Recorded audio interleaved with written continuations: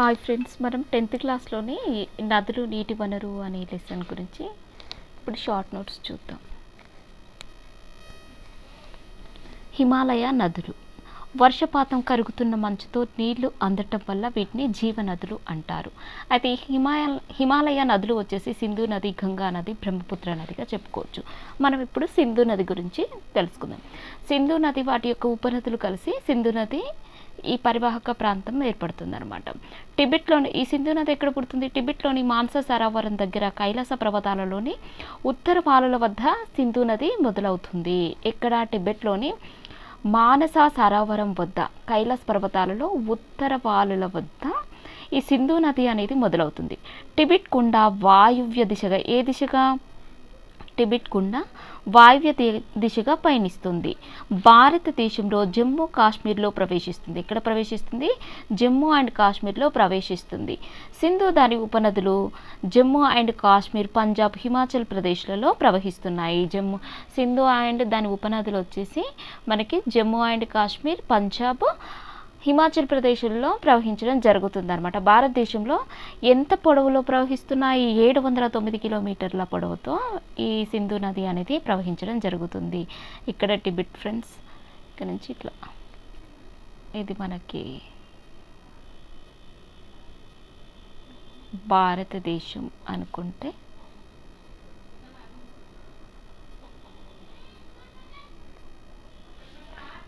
ఇది టిబెట్ కదా, ఇక్కడ స్టార్ట్ అవుతుంది అన్నమాట. నెక్స్ట్ మనకి గంగా నది. గంగా నది వచ్చేసి ఈ సింధు నది ఎంత పొడవు ఉంది మన ఇండియాలో? 709 కిలోమీటర్స్. గంగా వచ్చేసి 2510 కిలోమీటర్స్. గంగా 2510 కిలోమీటర్స్. రెండు నదుల కలయిక అనమాట. ఈ గంగా నది అనేది రెండు నదుల కలయిక. ఏంటా నదులు అంటే గంగోత్రి హిమానీ నదం నుంచి, గంగోత్రి హిమానీ నదం వద్ద పుట్టి భాగీరథి బద్రీనాథ్ వాయువ్య దిశలో సతత్నాథ్ దగ్గర పుట్టి, ఇప్పుడు గంగోత్రి హిమానీ నదం వద్ద పుట్టింది భాగీరథి. ఈ బద్రీనాథ్ వాయువ్య దిశలో సతత్నాథ్ దగ్గర పుట్టి అలకనంద, ఈ రెండు కలిపి దేవప్రయాగ్ వద్ద కలిసి మనకి గంగా నదిగా మారి హరిద్వార్ వద్ద పర్వతాలు వీడి, ఈ హరిద్వార్ వద్ద పర్వతాలను వీడి మైదాన ప్రాంతంలోకి ప్రవేశిస్తాయి. మనకి ఎగ్జామ్లో క్వశ్చన్ అడిగే అవకాశం ఉంటుంది. ఏ ప్రదేశంలో పర్వతాలను వీడి మైదాన ప్రాంతంలో గంగా నది ప్రవహిస్తుంది అని అంటే మనకి హరిద్వార్ వద్ద పర్వతాలను వీడి మనకి మైదానంలోకి ప్రవేశిస్తుంది గంగా నది అనేది. ఏ రెండు నదుల కలయిక? ఇది భాగీరథి, అదేవిధంగా అలకనంద యొక్క రెండు నదుల కలయిక. భాగీరథి వచ్చేసి మనకి గంగోత్రి హిమానీ నదం వద్ద పుడితే, మనకి అలకనంద వచ్చేసి ఈ బద్రీనాథ్ వాయువ్య దిశలో ఉన్న సతత్నాథ్ దగ్గర పుడుతుంది అన్నమాట. ఈ రెండు ఎక్కడ కలుస్తాయి? గంగా నది దేవప్రయాగ్ వద్ద కలిసి గంగా నదిగా మారుతాయి అన్నమాట. గంగా నదిగా ఎక్కడ మారుతాయి? దేవప్రయాగ్ వద్ద కలిసి గంగా నదిగా మారి అవి హరిద్వార్ వద్ద పర్వతాలను వీడి మైదాన ప్రాంతాల్లోకి ప్రవహించడం జరుగుతుంది. గంగా నది ఉపనదులు హిమాలయ ద్వీపకల్ప పీఠభూమి నుండి వస్తాయి. ఈ గంగా నది యొక్క ఉపనదులు వచ్చేసి హిమాలయ ద్వీపకల్ప పీఠభూమి నుండి వస్తాయి. హిమాలయ ద్వీపకల్ప పీఠభూమి నుండి అంటే ఈ గంగానది ఉపనదులు ఉన్నాయి కదా, అది హిమాలయాల నుంచి మరియు ద్వీపకల్ప పీఠభూముల నుంచి కూడా రావడం జరుగుతుంది. ఈ గంగానది హిమాలయ ఉపనదులు యమున, గోగ్రా, గోమతి, గండక్. గంగానది ద్వీపకల్ప ఉపనదులు వచ్చేసి చంబల్ నది, సింధు నది, బేత్వా నది, కేన్, సోన్. ఈ గంగా నది యొక్క హిమాలయ నదులు ఏంటంట? యమున, గోగ్రా, గోమతి, గండక్. అదేవిధంగా ద్వీపకల్ప ఉపనదులు ఏంటి? చంబల్, సింధ్, బేత్వా, కేన్, ఇవి సోన్. అంటే ఇందులో మనకి ఇవి మిక్స్ చేసి మనకి కన్ఫ్యూజ్ చేసి అడిగే అవకాశం ఉంటుంది ఫ్రెండ్స్. మనకి హిమాలయాల నుంచి వచ్చే ఉపనదులు, గంగా నది యొక్క ఉపనదులు ఏంటి, ద్వీపకల్ప పీఠభూమి నుంచి వచ్చే గంగా నది ఉపనదులు ఏంటి అనేది తేడా తెలుసుకోండి. ఏమేమి ఉన్నాయో తెలుసుకోండి. యమున, గోగ్రా, గోమతి, గండక్. ఇది యమున, గోగ్రా, గోమతి, గండక్. ఇక్కడ వచ్చేసి చంబల్, సింధ్, బేత్వా, కేన్, సోన్. ఓకే, నెక్స్ట్ వచ్చేసి మనకి బ్రహ్మపుత్ర నది. ఇది టిబెట్లో సాంగ్పో నదిగా పిలువబడుతుంది. ఈ బ్రహ్మపుత్ర నదిని టిబెట్లో మనకి సాంగ్పో నదిగా పిలువబడుతుంది అనమాట. మానస సరోవరం వద్ద, ఇది మానస సరోవరం వద్ద కైలాస పర్వతాలలో చెయాంగ్ డాంగ్ హిమానీ నదం వద్ద పుడుతుంది. ఇది టిబెట్ గుండా తూర్పుగా ప్రవహిస్తుంది అన్నమాట. లోట్సే సాంగ్ దగ్గర బెడల్ పైన నదిగా మారి 640 కిలోమీటర్లు ప్రవహిస్తుంది. లోట్సే నది దగ్గర బెడల్పుగా మారి 640 కిలోమీటర్లుగా ప్రవహిస్తుంది. భారతదేశంలో అరుణాచల్ ప్రదేశ్ నైరుతి దిశగా పెద్ద మలుపు తీసుకుంటుంది. దీనిని ఇక్కడ సియాంగ్ దిహాంగ్ అంటారు. ఈ అరుణాచల్ ప్రదేశ్ దగ్గర పెద్ద మలుపు తీసుకుంటుంది కదా, అక్కడ ఏమంటారు, సియాంగ్ దిహాంగ్ అని అనడం జరుగుతుంది. అస్సాంలో దిహాంగ్ లోహిత్ అనే ఉపనదులు కలుస్తాయి. ఈ బ్రహ్మపుత్ర నదిలో అస్సాం వచ్చేసరికి దిహాంగ్ లోహిత్ అనే ఉపనదులు కలుస్తాయి అన్నమాట. దిహాంగ్ లోహిత్ అనే ఉపనదులు బ్రహ్మపుత్ర నదిలో కలుస్తాయి. అప్పుడు దీనిని ఏమంటారు, అప్పుడు దీనిని ఇక్కడ బ్రహ్మపుత్రగా పిలువబడుతుంది. అప్పుడు ఇది బ్రహ్మపుత్రగా మారుతుందన్నమాట. తీస్తా నదితో కలిసాక జమునగా మారుతుంది. దిహాంగ్ లోహిత్ అనే ఉపనదులు కలిసాక బ్రహ్మపుత్రగా మారుతుంది. తీస్తా నది కలిసాక జమునగా మారుతుంది. అదే గంగా నది పద్మావతిగా మారుతుంది కదా. ఈ గంగా నది మారిన తర్వాత మనకి బంగాళాఖాతంలో కలవడం జరుగుతుంది అన్నమాట. నెక్స్ట్ వచ్చేసి ద్వీపకల్ప నదులు నర్మదా తపతి పడమరకు ప్రవహిస్తాయి. ద్వీపకల్ప నదుల్లో నర్మదా తపతి అనేది పడమరకి ప్రవహిస్తాయి. గోదావరి నది పెద్దది ఈ ద్వీపకల్ప నదులలో. మహారాష్ట్ర నాసిక్ త్రయంబకి వద్ద గోదావరి నది పెద్దది ఈ ద్వీపకల్ప నదులలో. ఇది ఎక్కడ జన్మిస్తుంది, మహారాష్ట్రలోని నాసిక్ వద్ద త్రయంబకంలో పుడుతుంది, బంగాళాఖాతంలో కలుస్తుంది. దీని పొడవు వచ్చేసి 1465 కిలోమీటర్లు. ఇది ఎక్కడి నుంచి ఎక్కడి వరకు ప్రవహిస్తుంది, ఏ రాష్ట్రాల గుండా ప్రవహిస్తుంది అంటే మహారాష్ట్ర, కర్ణాటక, మధ్యప్రదేశ్, తెలంగాణ, ఛత్తీస్గఢ్, ఒడిశా, ఆంధ్రప్రదేశ్ 6 రాష్ట్రాల గుండా ప్రవహిస్తుంది అన్నమాట. ఎన్ని రాష్ట్రాల గుండా ప్రవహిస్తుంది, 6 రాష్ట్రాల గుండా. మహారాష్ట్ర, కర్ణాటక, అదేవిధంగా మధ్యప్రదేశ్, తెలంగాణ, ఛత్తీస్గఢ్, ఒడిశా, ఆంధ్రప్రదేశ్. 1985 హైదరాబాద్ వాటర్ షెడ్ పథకం తీసుకువచ్చారు. 1985లో హైదరాబాద్లో వాటర్ షెడ్ పథకం తీసుకురావడం జరిగింది. తుంగభద్ర నది ప్రాంతంలో నీటి వినియోగం ఏ విధంగా ఉందో ఇప్పుడు చూద్దాం. ఇది పశ్చిమ కనుమలలో పుడుతుంది. తుంగభద్ర నది అనేది మనకి ఎక్కడ పుడుతుంది, పశ్చిమ కనుమలలో పుడుతుంది. కృష్ణా నది ఉపనదిగా కృష్ణా నది ఉపనది అనమాట. ఈ తుంగభద్ర అనేది కృష్ణా నది ఉపనది. దీని నీటిని దక్షిణాది రాష్ట్రాలైన ఈ తుంగభద్ర నది యొక్క నీటిని దక్షిణాది రాష్ట్రాలైన కర్ణాటక, తెలంగాణ, ఆంధ్రప్రదేశ్లో పంచుకుంటున్నాయి. తుంగభద్ర నీటిని దక్షిణాది రాష్ట్రాలైన కర్ణాటక, తెలంగాణ, ఆంధ్రప్రదేశ్ పంచుకుంటున్నాయి. దీని మొత్తం పరివాహక ప్రాంతం 71,147. ఇందులో కర్ణాటకలో 57,677 చదరపు కిలోమీటర్లు ఉంది. కర్ణాటకనే ఎక్కువ భాగం విస్తరించి ఉందన్నమాట. 57,671 చదరపు కిలోమీటర్లు ఉంది. తుంగభద్ర పరివాహక ప్రాంతాన్ని 2 భాగాలుగా విభజించారు. తుంగభద్ర పరివాహక ప్రాంతాన్ని 2 భాగాలుగా విభజించడం జరిగింది. ఎగువ మధ్య పరివాహక ప్రాంతాలు వచ్చేసి కర్ణాటక, ఎగువ మధ్య పరివాహక ప్రాంతాలు వచ్చేసి కర్ణాటక, దిగువ ప్రాంతాలు వచ్చేసి ఏపీ, తెలంగాణ. గత కొద్ది దశాబ్దాల నుండి తుంగభద్ర ఆనకట్ట నీటి సామర్థ్యం తగ్గుతోంది. గత కొద్ది దశాబ్దాల నుండి తుంగభద్ర యొక్క ఆనకట్ట యొక్క నీటి సామర్థ్యం అనేది తగ్గుతుంది.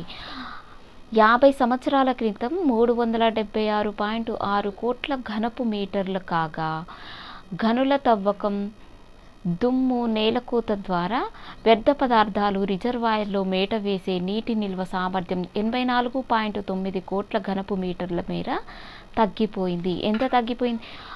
50 సంవత్సరాల క్రితం ఎంత ఉండే, 376.6 కోట్ల ఘనపు మీటర్లు ఉంటే ఇప్పుడు ప్రజెంట్ వచ్చేసి 84.9 కోట్ల వ్యర్థ పదార్థాలు 84.9 కోట్ల ఘనపు మీటర్ల మేర తగ్గిపోయింది.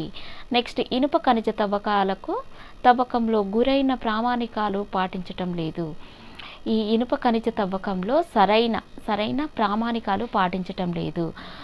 కుద్రేముఖ్లో ఇనుప ఖనిజం, షాండూర్ వద్ద మాంగనీస్ తవ్వకాలు. కుద్రేముఖ్లోనేమో ఈ రెండు గుర్తుపెట్టుకోండి ఫ్రెండ్స్, చాలా ఇంపార్టెంట్. మనకి ఇంతకుముందుకు డిఎస్సిలో ఒక క్వశ్చన్, అదేవిధంగా టెట్లో కూడా చాలా టైమ్స్ వచ్చింది ఫ్రెండ్స్. కుద్రేముఖ్లోనేమో ఇనుప ఖనిజం, షాండూర్ వద్ద మాంగనీస్ తవ్వకాల వల్ల నేల కోతకు గురై తుంగభద్ర జలాశయం పూడికకు గురైందనమాట. కుద్రేముఖ్లో ఇనుప ఖనిజం, షాండూర్లోనేమో మాంగనీసు తవ్వకాల వద్ద మాంగనీసు త్రవ్వకాల వల్ల నేలకోతకు గురై తుంగభద్ర జలాశయం అనేది పూడికకు గురైంది. నదీ పరివాహక ప్రాంతంలో 27 భారీ ఈ తుంగభద్ర నదీ పరివాహక ప్రాంతంలో 27 భారీ 2543 చిన్న పారిశ్రామిక సంస్థలు ఉన్నాయి. ఈ నదీ పరివాహక ప్రాంతంలో 27 భారీ పరిశ్రమలు, 2543 చిన్న తరహా పరిశ్రమలు ఉన్నాయి. 1984 నదిలోకి వదిలిన బెల్లపు మడ్డి వల్ల పెద్ద ఎత్తున చేపలు చనిపోయాయి అన్నమాట. పెద్ద ఎత్తున చేపలు చనిపోవటం. 1984లో నదిలోకి వదిలిన బెల్లపు మడ్డి వల్ల పెద్ద ఎత్తున చేపలు చనిపోయాయి అన్నమాట. ఎప్పుడు అది 1984 అనగానే మనకి ఏం గుర్తు రావాలి? మనకి ఏం గుర్తొస్తుంది? భోపాల్ గ్యాస్ సంఘటన, ఇందిరాగాంధీ హత్య, బ్లూ స్టార్ అనేది మనకి ఆపరేషన్ బ్లూ స్టార్ అనేది మనకి గుర్తు రావడం జరుగుతుంది. నెక్స్ట్,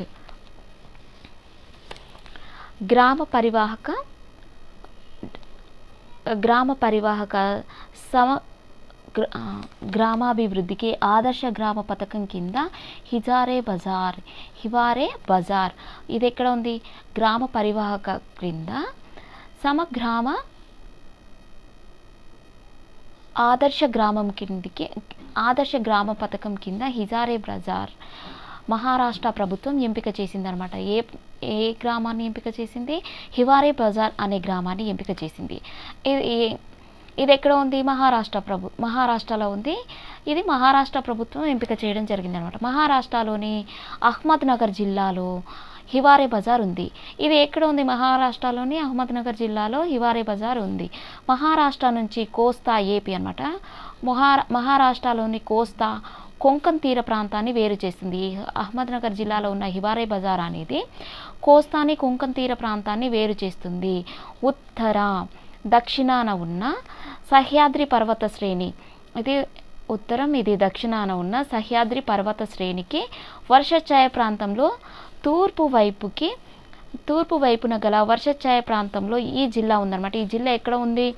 సహ్యాద్రి పర్వత శ్రేణి ఉత్తర దక్షిణాన ఉన్న సహ్యాద్రి పర్వత శ్రేణికి తూర్పు వైపున గల వర్షఛాయ ప్రాంతంలో ఉంది. అందుకే అహ్మద్నగర్ జిల్లా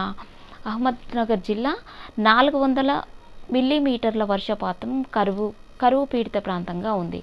అయితే అహ్మద్నగర్ జిల్లా అనేది 400 మిల్లీమీటర్ల వర్షపాతంతో కరువు పీడిత ప్రాంతంగా ఉంది. ఈ గ్రామంలో 4 నిషేధాలు ఉన్నాయి. రాలేగావ్ సిద్ధి సాధించిన విజయంలో చాలా ప్రఖ్యాతిగాంచాయి అన్నమాట. ఈ రాలేగావ్ సిద్ధి సాధించిన విజయంతో చాలా ప్రాధాన్యత గాంచాయి ఈ 4 విషయాలు అన్నమాట. ఈ 4 నిషేధాలు ఏంటా? నిషేధాలు అంటే ఈ 4 నిషేధాలు ఏంటంటే గృహద్బందీ, చెరాయి బందీ, నషాయి బందీ, నస్బందీ. గృహద్బందీ, చెరాయి బందీ, నషాబందీ, నస్బందీ. గృహద్బందీ అంటే చెట్లు నరకడం నిషేధించడం. చెరాయి బందీ అంటే పశువులు స్వేచ్ఛగా మేయడానికి వదలటం నిషేధం అన్నమాట. నషాబందీ అంటే మత్తు పానీయాల నిషేధం. నస్బందీ అంటే అధిక సంతాన నిషేధం. నీటి అందుబాటు వల్ల రెండవ పంటకు కూడా సాధ్యం కావటం వల్ల ఇతర ప్రాంతాలకు వలస వెళ్ళటం తగ్గింది. నీటి అందుబాటు వల్ల రెండవ పంట కూడా సాధ్యం కావటం వల్ల ఇతర ప్రాంతాలకు వలస వెళ్ళటం తగ్గిందనమాట. ఇవన్నీ నిషేధాల వల్ల ఇక్కడ ఏమైందంట? రెండవ పంటకు కూడా అంటే నీటి పెరుగుదల సాధ్యమైంది కాబట్టి రెండవ పంటకు కూడా సాధ్యమవడం వల్ల ఇక్కడ ఈ ప్రాంతం ప్రజలు వలస వెళ్ళడం తగ్గింది. రోజుకి పాల ఉత్పత్తి ఎంత పెరిగింది? 140 లీటర్ల నుంచి 3000 లీటర్ల వరకు పెరిగింది. అంటే 20 రెట్లు పైగా ప్రగతి సాధించారు ఈ హివారే బజార్ అనేది. అదేవిధంగా కేరళలోని పెరుముట్టి అన్న గ్రామంలో పంచాయతీకి కోకోకోలా కంపెనీకి మధ్య తలెత్తిన వివాదం. ఈ కేరళలోని పెరుముట్టి అనే గ్రామంలో పంచాయతీకి కోకోకోలా కంపెనీకి తలెత్తిన వివాదం ఏంటంటే ఆ వివాదం భూగర్భ జల మట్టం తగ్గిపోవటంలో భూగర్భ జలాల వినియోగానికి ఆ కంపెనీకి ఇచ్చిన లైసెన్సును పునరుద్ధరించుకోవడానికి పంచాయతీ నిర్ణయించింది. భూగర్భ జల మట్టం తగ్గిపోవటంతో భూగర్భ జల వినియోగానికి ఆ కంపెనీకి ఇచ్చిన లైసెన్స్ని పునరుద్ధరించకూడదని పంచాయతీ నిర్ణయించిందనమాట. స్థానిక ప్రభుత్వం కింద నడుస్తున్న ప్రాథమిక ఆరోగ్య కేంద్రం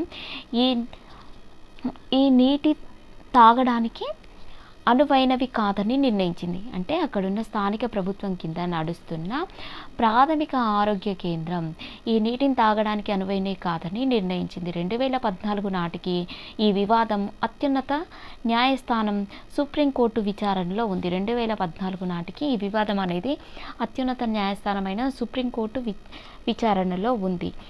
ఇద్దరు జడ్జీలు భూగర్భ జలాలకు సంబంధించి పరస్పర విరుద్ధ తీర్పులు ఇచ్చాయి.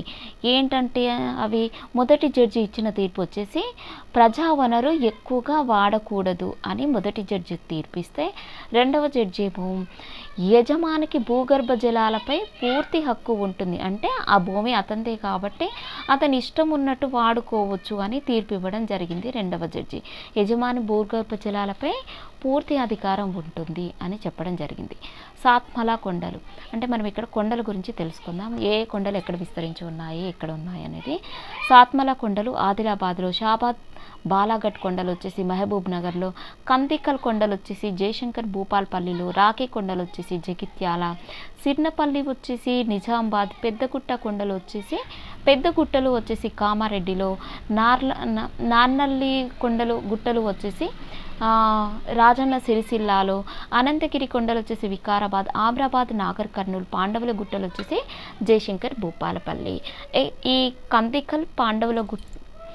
కందికల్లో కూడా పాండవుల గుట్టలో విస్తరించి ఉండడం జరిగిందనమాట. ఇంతే ఫ్రెండ్స్ ఈ లెసన్. మనము నెక్స్ట్ లెసన్తో నెక్స్ట్ వీడియోలో కలుద్దాం friends. Thank you so much. నా ఎక్స్ప్లెనేషన్ నచ్చినట్లయితే లైక్ చేయండి, షేర్ చేయండి, సబ్స్క్రైబ్ చేసుకోండి. ఈ విధమైన షార్ట్ నోట్స్ మనం ప్రిపేర్ చేసుకున్నట్లయితే మనకి ఎగ్జామినేషన్ టైంలో మనకి రివిజన్కి చాలా ఈజీ అవుతుంది ఫ్రెండ్స్. Thank you.